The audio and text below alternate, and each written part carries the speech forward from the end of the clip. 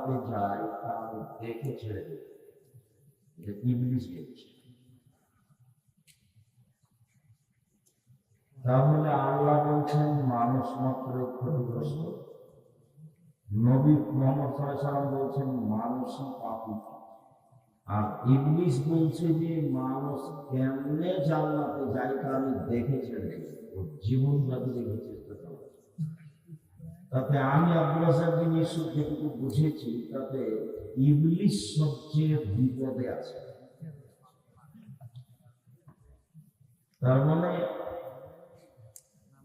তার সর্বোচ্চ চেষ্টা মানুষকে ক্ষতিগ্রস্ত করা, সর্বোচ্চ চেষ্টা। এখন সবটা ধ্বংসের দিকে হলো, সবটার উত্তর কি? আল্লাহ বলছেন যে তবে যারা ঈমান আনলো, পড়াশোনা করলো, আমিল সালেহাত, সৎ আমল করলো। সৎ আমল বলতে যেগুলো আমল আল্লাহ দরবারে গ্রহণ হবে, মানে আমল রাসূল সাল্লাল্লাহু আলাইহি ওয়াসাল্লামের পদ্ধতিতে না হলে গ্রহণ হবে না। রাসূল সাল্লাল্লাহু আলাইহি ওয়াসাল্লামের পদ্ধতিতে আমল না হলে গ্রহণ হবে না। তো আল্লাহ বলছেন যে তবে যে ঈমান আনলো, সৎ আমল করলো, পরস্পরকে কল্যাণের উপদেশ দিল এবং ধৈর্যের উপদেশ দিল, চারটা। ওয়াতাওয়াসাউ বিল হাক্কি, হক কল্যাণের উপদেশ দিল, ওয়াতাওয়াসাউ বিস সবর, ধৈর্যের উপদেশ দিল। ধৈর্যের দাম আছে, এইটুকু আল্লাহ বললেন। প্রথমে বললেন মানুষ মাত্র ক্ষতিগ্রস্ত, তবে ওরা নয়, যারা ঈমান আনলো, সৎ আমল করলো, পরস্পরের হকের উপদেশ দিল আর ধৈর্যের উপদেশ দিল, এই পর্যন্ত আল্লাহ বললেন। এবার মুহাম্মদ সাল্লাল্লাহু আলাইহি ওয়াসাল্লাম বলছেন যে আদম সন্তানই পাপী। উত্তর কি?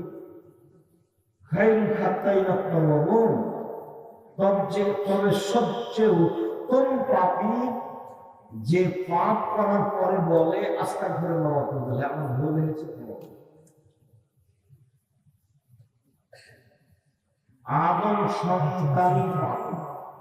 উত্তম পাপীকে যে বলে আমার ভুল হয়েছে।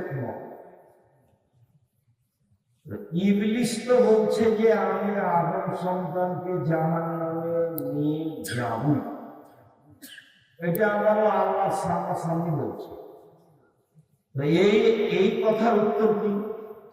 তখন আল্লাহ বলছেন যে ইবলিস শোন, ওয়া ইজ্জতি ওয়া জালালি ওয়া ইত্তিফাই মাকামি, আমার সম্মানের কসম, আমার মর্যাদার কসম, আমার ইজ্জতের কসম, আমার উচ্চতার কসম, যে আমার কাছে ক্ষমা চাইবে আমি তাকে ক্ষমা করব। ইবলিস বলল যে আমি তাকে পাপী করবই। তখন আল্লাহ বলছেন যে আমার সম্মান মর্যাদার কসম, আমার কাছে কেউ যদি ক্ষমা চায়, যতবার ক্ষমা চাইবে ততবার ক্ষমা করব।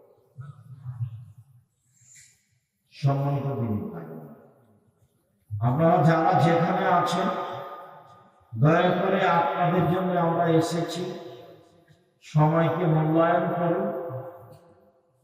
যারা আসেননি তারাই যে সফল তা নয়, আর যারা এসে চলে গেছেন তারাই যে সফল এটাও নয়। কেন আসেননি আর কেন চলে গেলেন এর উত্তর আমার কাছে নেই। তবে আসা উচিত ছিল এবং শেষ পর্যন্ত বসে থাকা আপনি মুসলমান হিসাবে জরুরি কর্তব্য। আপনার কিছু না কিছু উপকার করবে করবে।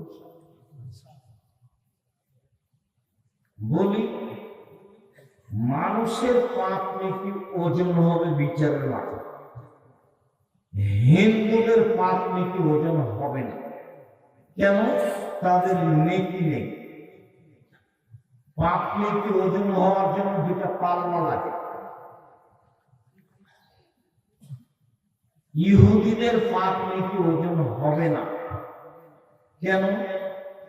তাদের নেকি নেই। খ্রিস্টানদের পাপ নেকি ওজন হবে না। কেন? তাদের নেকি নেই। শিয়াদের পাপ নেকি ওজন হবে না। কেন?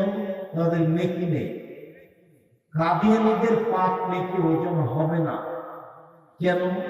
তাদের নেকি নেই। এইভাবে যারা আকীদাই মাইক হয়ে গেছে তাদের পাপ নেকি ওজন হবে না। আল্লাহ তাআলা বলছেন ফালা মুকিমুল্লাহু ইয়াউমাল কিয়ামাতি ওয়াজনা, বিচারের মাঠে আমি তাদের পাপ নেকি ওজন করব না। এই ছেলে আমরা করে যাচ্ছে না, আপনার সামনে দেখতে পান না, যাবে না, কি করবে?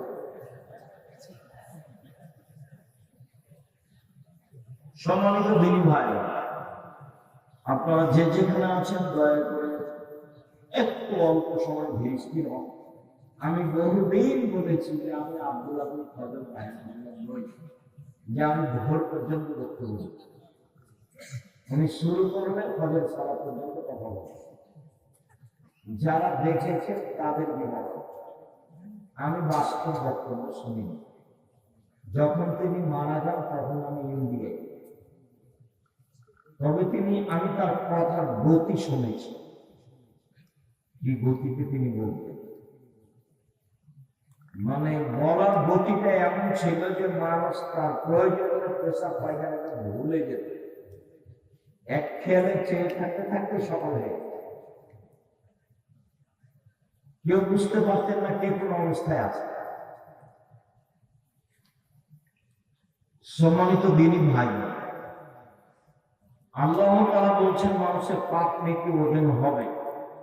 فَأَمَّا مَنْ خَفَّتْ مَوَازِينُهُ فَأُمُّهُ هَاوِيَةٌ, যার নেকির পাল্লা হালকা হবে তার থাকার জায়গা হবে অতীব গভীর গহ্বর হাবিয়া। ওমা আদরাকা মা হিয়া, মুহাম্মদ সাল্লাল্লাহু আলাইহি ওয়াসাল্লাম বলতে পারেন গভীর গহ্বর হাবিয়া নামক